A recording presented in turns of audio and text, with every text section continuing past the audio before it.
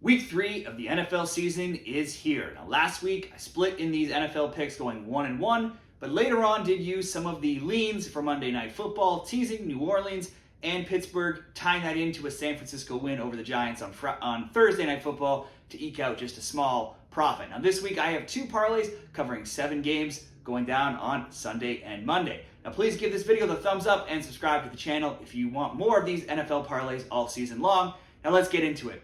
I'm going to start off this first parlay with the Chargers and the Vikings. This parlay starts in Minnesota, where the 0-2 Vikings host the 0-2 Chargers. This looked like a great game with a ton of points even before I saw the total, and it is in fact the highest total on the board for Week 3 at 54 points. It's worth noting that neither of these teams have hit the over yet this season, though. Chargers are 0-2, Minnesota is 0-1-1. For the Chargers, their points per game, they rank 6th with 29 points average. Their points per game allowed, they're 30th, allowing 31.5 points. Minnesota's points per game, they rank 18th, averaging 22.5. Their points per game allowed, they're 25th, averaging 27 points allowed. So both are scoring and both are allowing. Kirk Cousins ranked 2nd overall in passing yards with 708, and Justin Herbert is 7th with 534 entering Week 3. Cousins has 6 touchdowns and 1 interception. Herbert has 3 touchdowns and 0 interceptions. So neither quarterback has been the problem, even though both of their teams are 0-2. The Vikes rarely run the ball. They're almost entirely a passing team right now, while the Chargers do have a dual threat in Austin Eckler at running back. However, he is out injured right now, so that'll probably be more passing with Justin Herbert. With Chargers scores of 36-34 and 27-24, and Minnesota scores of 20-17 and 34-28. If you were betting a prop bet or a same game parlay bet of both teams to score 2 or more touchdowns or over 1.5 touchdowns, depending how your book has it, that would be 4-0 in their games so far combined this season. And that is my pick here in a game that looks like it is destined to have plenty of points and could turn into a shootout. So I'm going to do a same game parlay here, and I can do this at Bet365, where I take both teams to score over 1.5 touchdowns. That comes in at minus 500, but that's just the first leg of this parlay. Next up, I'm going to the Broncos and the Dolphins. In Week 1 for the Broncos was a typical game for them, where the defense played well and the offense averaged their pretty much normal 16 points per game, and they came up short, though, and lost 17-16 at home to the Raiders. In Week 2, the offense finally did spring to life. They scored 33 points, but this time, the defense allowed the Commanders' QB Sam Howell to throw for 299 yards and 2 scores. Plus, they saw Bijan Robinson run in 2 touchdowns in what ended in a 35-33 home defeat. Now they'll go on the road for the first time, where they were just 1-8 last season. Now, Sean Payton will need to make some major adjustments as he goes into Miami to face the 2-0 Dolphins, who have put up 60 points in their 2 games so far, beating the Chargers 36-34 and the Patriots 24-17. The Fins' offense is tied for 3rd in points per game with 30 points, while being 1st overall in yards per game, averaging 462.5. But Miami, they did allow 34 points, though, as well in that first game, and the Patriots did manage to slow them down a little bit last week by limiting their big plays. Tua's longest pass last week was only 32 yards. Miami also has some injuries to worry about this week, with left tackle Teron Armstead, linebacker Jalen Phillips, and wide receiver Jalen Waddle all questionable heading into the weekend. Now, if Waddle is out, perhaps the Broncos find a way to slow down Tyreek Hill, who's come out strong this season. There is also some weather concerns here in Miami this weekend that also could muck up this game and maybe slow down the Miami offense. I still think Miami they look just too easy. They probably will win this game. It's hard not to see them winning. But just in case, I can sort of see a way that Denver maybe wins this. I'm going Dolphins, alternate spread, plus 4.5. Next, it'll be Texans and Jaguars. It's an AFC South Division rivalry. Now, I expected more from the Jaguars last week against the Chiefs, and that did cost me in a bet, thinking the Jags could at least get 2 touchdowns in that game. Now, maybe not an outright win, but it did seem possible. Surely I expected them to get more than the 9 points they put up in a 17-9 home loss to the team that knocked them out of the playoffs the year before. The Jags were better offensively in the first week, where they scored 31, and they won 31-21. The Texans is their opponent this week, and they just gave up 31 points to the Colts, losing 31-20 last weekend, and they lost 25-9 in Week 1 to the Ravens. Now, their rookie QB, CJ Stroud, has yet to throw an interception, but he's also only thrown 2 touchdowns, and he's been under siege so far behind an offensive line that has allowed him to be sacked 11 times, which is the current league high. Trevor Lawrence failed to get much going through the air last week, but with both Jimmy Ward and Jalen Petrie questionable for the Texans secondary, he could find some more space this week to throw to one of his many offensive weapons. While Houston has traditionally gotten the better of Jacksonville in this AFC South rivalry, winning 9 of 10, 15 of 18, and 20 of 25 of the past meetings. The Jags are a team on the upswing, and they did win the last meeting back in January in Houston, where they won 31-3.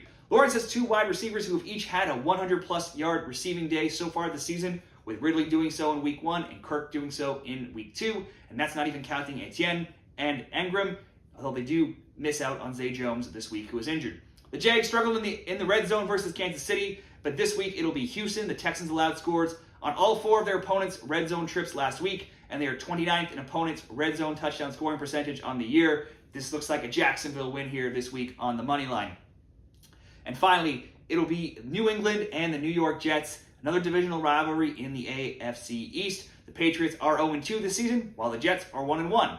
But head-to-head, the Pats have won 14 in a row over the Jets, and not since January 16th, 2011 have the Patriots lost in regulation to the Jets, a span of 22 games, where New England is 20-2. Jets QB Zach Wilson is 0-4 versus New England and owns the lowest completion percentage of any quarterback after 2 weeks in the league.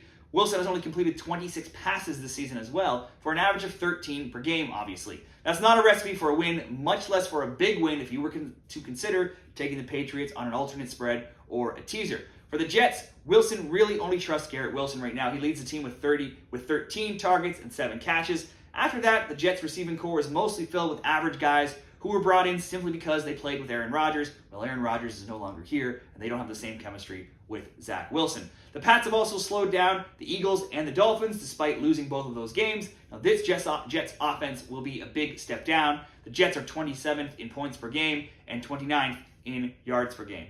This is a division rivalry, though, and I do with the home team getting points, and the Jets' defense is good enough to cause some turnovers of Mac Jones and the Patriots. After all, the Patriots' offense is not one of the top offenses in the league themselves, so I do see a scenario where possibly the Jets could pull an upset here at home and get the win. However, even if that was to happen, I really don't see a scenario where the Jets could possibly win this game by margin. They just do not have the offense to do it. Therefore, I'm going to take the alternate spread on the Pats and go plus 7.5.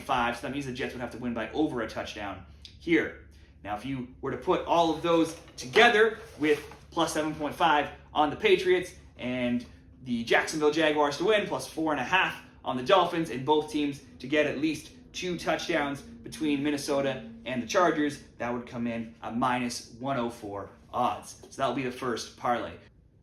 Now, next up for this second parlay, I'm going to 3 different games, and starting with Chicago and Kansas City. The Chiefs, they've not roared out of the gates after 2 weeks. They lost in Week 1 to the Lions 21-20, and then only put up 17 points in Week 2, but they did come away with a 17-9 road win in Jacksonville. But they were without Travis Kelce and Chris Jones in Week 1, and both of those players returned in Week 2 and should again be active for Week 3. But the defense for KC has been impressive as they limited Jared Goff to just 1 passing touchdown in Week 1, and Trevor Lawrence to 0 scores, and the Jags to just 9 points in Week 2. The Chiefs ranked 3rd in opponent points per game, 15, only behind the Cowboys and the Browns coming into Week 3. Justin Fields for the Bears have looked like one of the worst teams this season, losing 30-20 to Green Bay and 27-17 to Tampa Bay. Fields has just 2 touchdowns and 3 INTs and has been sacked 10 times already. The Bears' defensive coordinator resigned this week. Fields, despite owning one of the worst winning percentages in football of all times, was calling out coaches this week, which is just not a great look, not great for the team, and does not instill confidence heading into Week 3. Now here comes Jones and the Chiefs, who had 4 sacks last week and should be all over Fields this week as well. I don't see how the Bears score enough on offense or slow down the Chiefs enough on defense to keep this close. Chicago has lost 12 straight, which is their longest losing streak in team history right now. They are in turmoil, and they should continue to be so this week. KC are 12.5-point favorites here, but they also rarely win by margin, as they often take their foot off the gas playing against weaker opponents. So let's be super safe, bet them down to just minus 2.5 to win by a field goal. Now I'm going to take the same strategy with another big favorite this week, and it's the Cowboys and the Cardinals. Dallas will be looking to reverse some current trends this week against Arizona. Dallas lost 25-22 at home last season to Arizona, and they've lost 6 of the past 7 games with the Cards, albeit many of those games did take place several years ago. This could be the season, and this could be the week for Dallas to do so, as they are massive 12.5-point favorites over Arizona. The Cowboys have looked impressive through 2 weeks with wins of 40-0 and 30-10. Granted, those came against the Giants and the Jets, 2 offensively challenged teams, But the Cardinals, they would also easily fall into that category as well, despite scoring 28 points of their own against the Giants last week in a 31-28 loss. So the Giants, who got shut out versus Dallas, just hung 31 points on the Cards. And now here come Dallas, who ranked first in points per game with 35, as well as first in points allowed per game, only 5, yards allowed per game, 193, and in sacks, 10. I don't love laying double-digit road points, though, versus anyone in the NFL, and Dallas did just lose cornerback Trevon Diggs with a torn ACL. So for our Week 3 teaser picks or alternate spread, depending how you look at it, I'm just going to take Cowboys down, like the Chiefs, all the way down to -2.5 to win by a field goal. And finally, let's go to Monday Night Football. It's the Rams and the Bengals. These are two surprise teams that meet here on Monday Night Football, but for two very different reasons. Not much was expected of the Rams, especially once Cooper Kupp went on the IR, but here they are at 1-1 after strong 30-13 road a loss in Week 1, while they lost in Week 2 to the 49ers. They were in the game all the way, tied 17-17.5, and eventually losing 30-23. Then there's Cincinnati, who've already lost twice to divisional rivals, the Browns, 24-3, and the Ravens, 27-24. Joe Burrow hasn't looked right, and it's clearly still dealing with the effects of an offseason calf injury. He's listed as day-to-day for Week 3, and if he can't go, next up is Jake Browning, who's attempted one career NFL pass. They also signed a new player onto the practice squad as well, who's never played an NFL game this week. Even if Burrow plays, his completion rating is only better than Jordan Love, Deshaun Watson, and Zach Wilson, so there's no guarantee that he would be an immediate step up if one of the backups is playing either. Defensively against the rush, the Bengals have been run all over, giving up the second most yards per game on the ground at 192. The Rams on the road on Monday Night Football, they may not win outright if Burrow plays, but they've looked good enough to at least stay within striking distance, in my opinion. They've scored it.